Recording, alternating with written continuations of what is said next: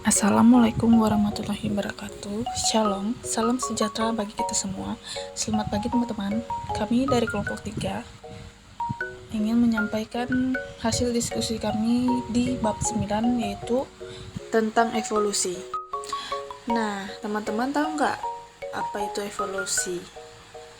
Jadi, evolusi adalah proses perubahan makhluk hidup secara bertahap dalam jangka waktu yang sangat lama, yang mengarah pada perkembangan bentuk, struktur, dan sifat organisme agar lebih adaptif terhadap lingkungannya. Evolusi terjadi akibat berbagai faktor seperti mutasi, seleksi alam, rekombinasi genetik, dan adaptasi, yang pada akhirnya menghasilkan keanekaragaman hayati dan spesies baru. Oke, langsung saja kita masuk ke dalam materi, yaitu pencetus teori evolusi. Berikut beberapa ilmuwan yang berkontribusi dalam teori evolusi sebagai berikut. Yang pertama, ada Jean Baptiste Lamarck tahun 1744 sampai 1829, yaitu organ yang sering digunakan berkembang, yang jarang digunakan melemah.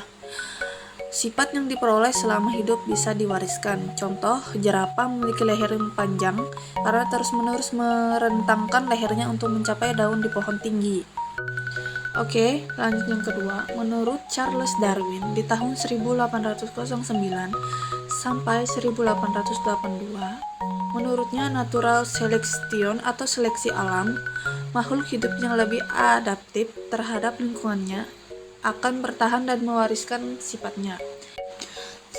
Contohnya, burung finch di Kepulauan Galapagos memiliki bentuk paruh yang berbeda sesuai dengan jenis makanannya. Oke, lanjut yang ketiga. Menurut Alfred Russel Wallace di tahun 1823 sampai 1913, menurutnya mengembangkan teori evolusi yang mirip dengan Darwin, mengamati spesies di Kepulauan Maluku dan Asia Tenggara.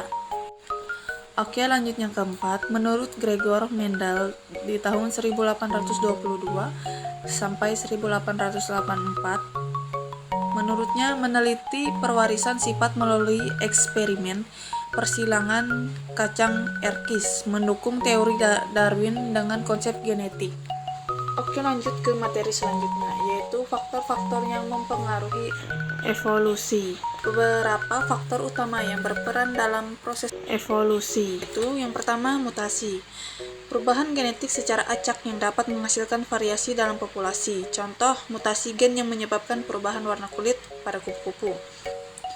Yang kedua, rekombinasi genetik. Kombinasi ulang gen saat reproduksi seksual menghasilkan variasi individu dalam suatu populasi. Yang ketiga, seleksi alam. Organisme yang lebih sesuai dengan lingkungan akan bertahan dan berkembang biak. Contoh, kupu-kupu Biston betularia di Inggris yang warna tubuhnya berubah sesuai dengan lingkungan. Yang keempat, migrasi aliran gen. Perpindahan individu dari suatu populasi ke populasi lain yang dapat menyebabkan perubahan frekuensi gen. Lanjut yang kelima, genetic drift, perubahan frekuensi alel secara acak dalam populasi kecil. Contoh efek pendiri dan efek Bontlek.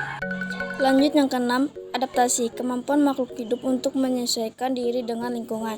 Contoh, unta memiliki punuk untuk menyimpan cadangan lemak di gurun. Adapun ciri-ciri evolusi sebagai berikut. Yang pertama, bersifat bertahap. Evolusi terjadi dalam waktu yang sangat lama. Yang kedua, berdasarkan perubahan genetik. Evolusi terjadi karena adanya mutasi, rekombinasi genetik, dan seleksi alam. Yang ketiga, menyebabkan keanekaragaman hayati. Evolusi menghasilkan berbagai spesies baru yang lebih adaptif terhadap lingkungannya. Yang keempat, dipengaruhi oleh faktor lingkungan. Perubahan lingkungan dapat mendorong spesies mengalami evolusi. Adapun contoh evolusi, jerapah berleher panjang. Jerapah berevolusi dari nenek moyang berleher pendek karena tekanan seleksi alam untuk mencapai makanan di pohon yang tinggi. Resintesis bakteri terhadap antibiotik. Bakteri yang memiliki mutasi genetik tertentu dapat bertahan hidup dan berkembang biak meskipun diberi antibiotik. Evolusi adalah salah satu konsep utama dalam biologi yang menjelaskan asal-usul dan perkembangan kehidupan di bumi. Nah, jadi kesimpulannya adalah evolusi adalah proses perubahan makhluk hidup secara bertahap dalam jangka waktu yang sangat lama, yang dipengaruhi oleh faktor-faktor seperti mutasi, seleksi alam, migrasi, dan adaptasi. Evolusi ini menyebabkan munculnya keanekaragaman hayati dan spesies baru yang lebih adaptif terhadap lingkungan. Teori evolusi dikembangkan oleh beberapa ilmuwan seperti Lamarck, Darwin, dan Wallenke dengan konsep utama bahwa makhluk hidup yang mampu beradaptasi lebih baik akan bertahan dan berkembang biak. Bukti evolusi dapat dilihat dari fosil, perbandingan atomi, dan perubahan sifat organisme dari generasi ke generasi. Oke, masuk ke dalam sesi bertanya.